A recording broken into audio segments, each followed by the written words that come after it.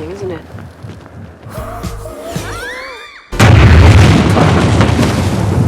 I'm the king of the world! Let's get this out of the way. Barbenheimer is not the weirdest double feature out there. That distinction belongs, and will always, to Studio Ghibli's actual double feature release of My Neighbor Totoro and Grave of the Fireflies. The actual interesting thing about Barbenheimer is that after a Long time, the popular thing be allowed in the same paddock with the high art thing. moreover, with Barbenheimer, not only the popular thing is allowed next to the high art thing, but the fact both share spaces is widely celebrated. So, will Barbenheimer end this false dichotomy, this Segregation of pop art and high art. No, it won't. Well, my work is done here. With luck and a few other examples like Barbenheimer in the next few years, the separation will be smaller, that's all. The inverse proportionality between artistic value and popularity has been always a thing, but it arguably peaked with the backlash Titanic got after its massive success. So much so That the Academy eventually had to expand the Best Picture category back out to 10 nominations because could we please get some popular stuff nominated again? Please. and even nowadays we see the ripples of this in stupid ideas like Cinematic and box office achievement. so, even if it probably won't solve the issue, I'm crossing my fingers for the arrival of more Barbenheimers. Things with mass appeal tend to be the popular ones. Duh. But do they really? Because what's mass appeal? Let's start with Titanic. If there is someone who has had success in making popular stuff, that's James Cameron. You may say by catering to the masses, and you'll be not wrong, but also not right either. James Cameron is a genius at balancing huge spectacle and popular appeal. People say he's also other things. When it comes to torture, I trust the lady who spent 3 years married to James Cameron. Like his style or not, he's a massively talented guy. Popular stuff has an artistic value. In his own words, LA Times critic Kenneth Turan mistakes archetypes for cliché. I don't share his view that the best scripts are only the ones that explore the perimeter of human experience or flashily pirouette their witty and cynical dialogue for our admiration. Titanic is probably the zenith of this talent of his. I could spend months searching the internet for memes to illustrate what indie movie culture meant in the 2010s, and I'd still fall short before two simple words. Frances Ha. Everything Greta Gerwig did before and after speaks the same language. Even when she jumped into bigger things, her style was there. And Barbie is as indie a movie as a mega hit with a budget of 145 million can be, but it's not an indie movie.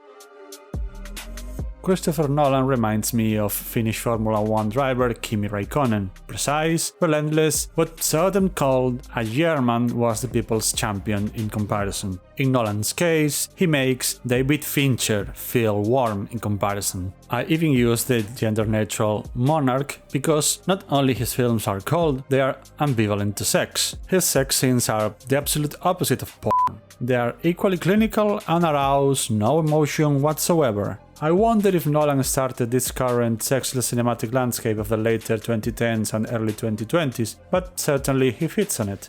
The guy is a damn master of his craft anyway, and our collective ears and brains pray in silence that Oppenheimer is a good indicator of Nolan getting out of his "I like it when my audience can't possibly understand 1/3 of the dialogue and half of the action" phase.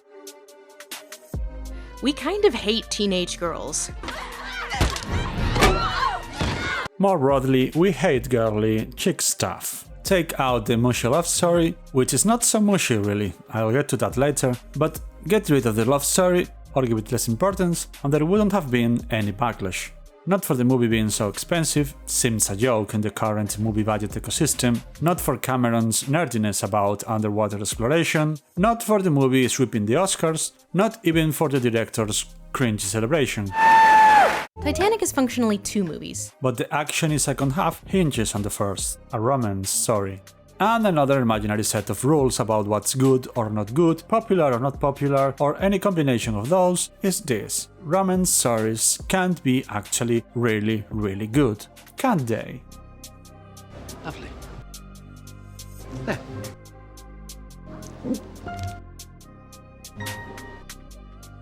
Let's see if Barbenheimer helps us to allow ourselves to enjoy things beyond these limiting perceptions. I'm tempted to just leave the meme here, in silence, for 5 minutes, nothing more, because trying to give a complete explanation of the Barbenheimer phenomenon is, at the end of the day, pretend that the meme and Barbenheimer itself needed to be explained. Celebrating the phenomenon? Begging Hollywood to stop pretending the broader appeal is the only approach to the movie business? Marvelous. Going into ultra-rational, data-driven rabbit holes about how the two movies fed into each other or whatever? Well, my channel is called Overthinking Things. Chi sono io per giudicarla? But seriously, are we going to pretend to be surprised at people liking different things? Among my favorite movies are Silence of the Lambs and Wall-E, Requiem for a Dream and Back to the Future, The Witch and The Matrix, The Life of Brian and Dancer in the Dark. Who is surprised by this? Well, I've been called weird once or twice.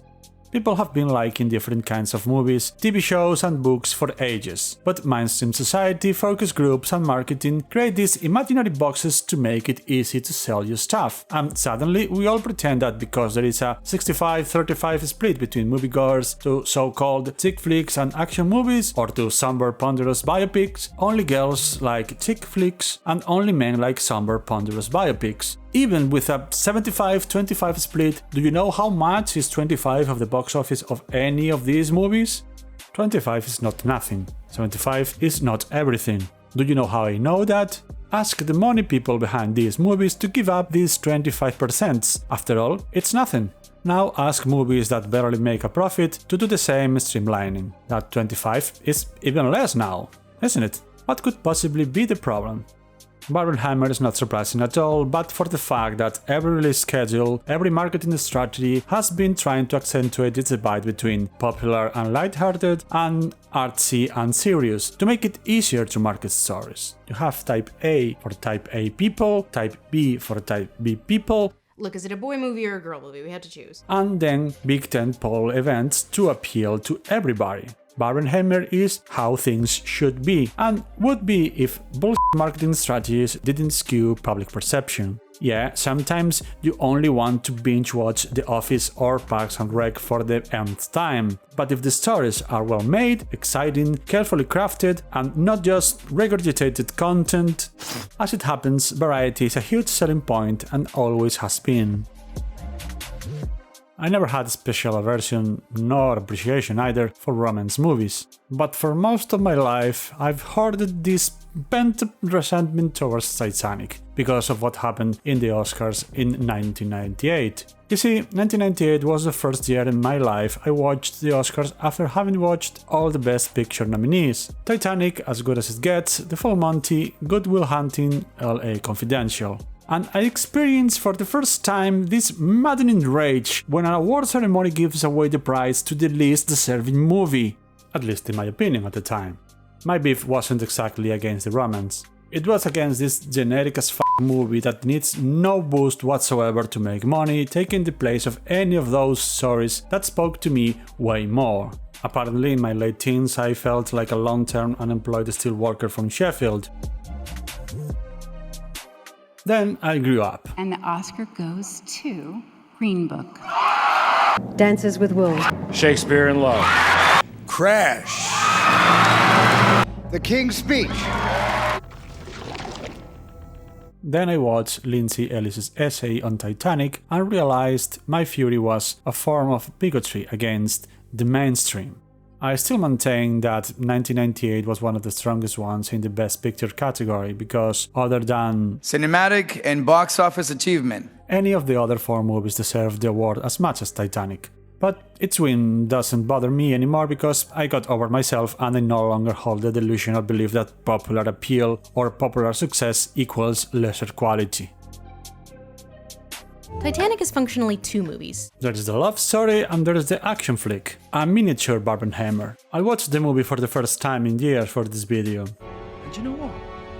It's a really good movie, well told, masterfully directed, every shot has significance, and the movie does something most movies are not allowed to do anymore, particularly big tentpole spectacle ones. It lets the story breathe. The dolphin scene. Does it propel the plot? It helps establish the setting, characterizes Jack and other characters. The mounting excitement helps us invest in the ship and what it represents for later when it, spoiler alert, sinks. But above all, sets up the contrast between Jack doing this, Rose doing this, and both doing this. But propelled, as such, it doesn't. And the sequence lasts a whopping 2 minutes 40 seconds. Almost 3 minutes in which, action-wise or in terms of shifting from one narrative beat to the next, nothing happens. Breathe. Then there is the love story. You see, the first time I saw the movie I had this tired impression, you know which one, that impression that I've seen this before. Pointless debates about whether originality is dead aside, I think we all have been having this impression in the last 25 years or so, that we've been served the same ideas, plots, character archetypes, etc., recycled in the most safest and therefore inherently repetitive way possible. I think we all can enjoy the same story told over and over when it brings something new to the table, when it's a mashup made with care and love, or even when it's basically the same but the underlying idea is compelling, but to a damn point. When media is more ubiquitous than ever, when memes are instantaneous, when everything is connected and ideas are more recycled than ever because companies are more risk-averse than ever, in that environment of inherent visible repetition, we the consumers are more and more aware than ever of that. Not again! And it's not that I don't understand the comfort of enjoying the same thing over and over. I read Lolita 5 times, watched Silence of the Lambs at least 20, binge-watched Castle, House, Buffy the Vampire Slayer about 4 times each, but original the story of Titanic isn't. At the same time, it is way less mushy than you think it is. I'd say not mushy at all really. For a supposedly wholesome, family-friendly tentpole blockbuster in the late 90s, the movie is even sexually subversive. How, do you ask? The drawing scene is profoundly erotic. The sex scene is not mushy, goes a bit overboard with Jack shaking and has a strategically placed blanket of course after this, but captures quite well the mundane enthusiasm of a couple of mad-in-love teenagers doing it for the first time. There is no narrative punishment applied to Rose for her sexual escapade, and the movie goes to great lengths to say, you see this old wrinkly, wise lady? She's the same person, the same young rebellious girl that hung out and partied with scoundrels, danced inappropriately, drank, smoked, and yes, had fun, joyous, unguilty sex. And thinking of Rose, the girl decided for herself to do what she did. It's not up to you to save me, Jack. And what she did was say goodbye to her fiancé by greeting him with reverse revenge porn way before the internet was a thing. Here you have me. Just hours ago, I was lying here butt naked, being painted by a lowlife wearing your damn stone. Wearing only this. Next, she f***ed the guy she left her fiancé for in the very same car he brought her to the ship. And also... I'd rather be his whore than your wife.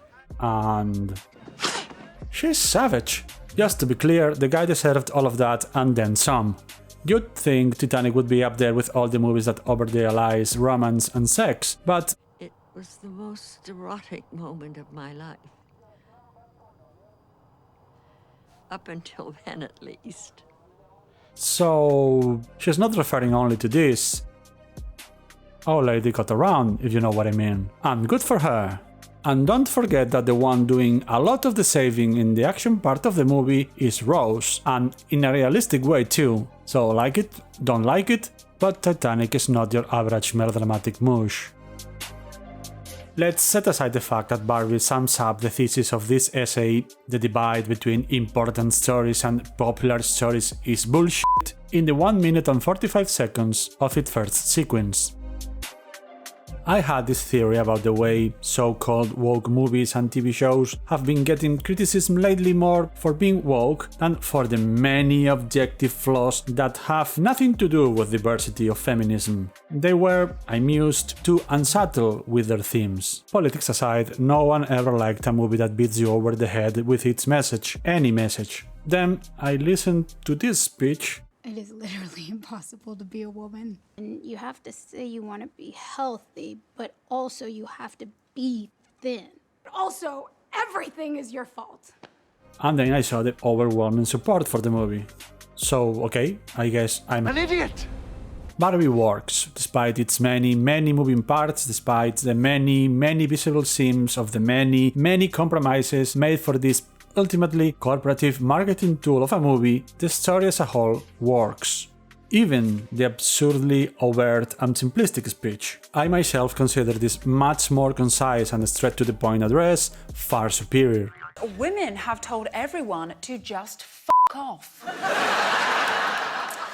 Tired of being judged for choosing to have children or not have children, to have children and go back to work, to have children and not go back to work, for being too thin, too fat, too pushy, too unambitious, too hot, not hot enough, or even for just daring to be alive.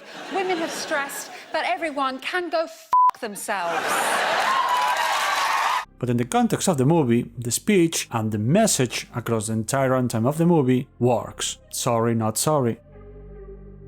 The best thing about this movie is that Oppenheimer is not portrayed as this brooding, tortured genius everybody is drawn to for no discernible reason other than the script says so. He's confident, charming in his own way, a natural leader, the smartest guy in the room, an asshole a lot of the time, but also capable of being vulnerable, empathetic, kind and supportive, and above all, he's an idiot! All the mess with Florence Pugh's character, all the lies to the government, he had no need to dig himself into that grave. He's stupid by his own admission. In other words, human, which is what you need to portray the father of the atomic bomb with real, tangible weight. As a result of that, this Nolan movie doesn't lack emotion. It isn't warm either, and the fact this scene elicits any sexual outcry is a reflection of this sexless neo-Puritan movie moment we are immersed in. But being not warm is perfect for the character of Oppenheimer. The scientific topic, the politic drama, the dead serious historical approach. It did need emotion, and if a little gimmicky at times, it has emotion, and it works. Bonus points, I actually understood everything without the need for subtitles, 11 rewatches, and a spreadsheet. But Oppenheimer is better than Barbie, I hear. Come on, you have to admit that. Well, Barbie is a corporative product, which primary reason for existence is selling a product. But from time to time, a pretty good movie with that premise shows up. The movie is a mess of we have to have a fun setting where we show all the Barbies, poking fun of stereotypes and unfortunate products, but not poking too much fun that the company looks bad, but enough to be, fun. The same with the company itself, even if it makes the movie lose momentum. The same with the real world. We have to have real people, even if probably makes more sense to keep the action in Barbie land. It had to be studio notes galore, and the fact the movie has a lot of heart in that environment is a testament to Gerwig's creative vision. Oppenheimer is a biopic with much less pressure. The story is settled, so yes, narratively Oppenheimer is way more cohesive, and personally I like it more, but both are essentially equally good at doing what each one wants to do. Also, Barbie is objectively better in production design, costumes, score. Another way in which popular stuff has to supposedly be worse than important stuff, but actually hasn't, is heavy dramatic acting versus light-hearted comedy acting. Sorry, but the acting is pretty much awesome in both movies. And in my humble opinion, what Margot Robbie does here is better than anything Cillian Murphy does in Oppenheimer, because here, with the slightest of voice hesitations, the subtlest of expression twitches, you see and understand Barbie started that sentence saying, "You need to be yourself for yourself first," to Ken. But when she's finishing it, she finds out she's saying it to herself too. She realizes she needs that lesson as much as Ken does, and she's surprised and baffled, then processes it, understands the truth of it better than if someone would have said it to her, or even if she had read it 20 times in a self-help book, and finally she accepts that truth in the span of 1.5 seconds. Cillian Murphy is an amazing actor, but this is freaking awesome. We did it with the different parts of Barbenheimer. Can't we do the same with both parts of Titanic? Romance and action? Can't we collectively reject the idea that popular, light-hearted movies are awful and heavy action-packed ones aren't, and just enjoy variety? It's the spice of life.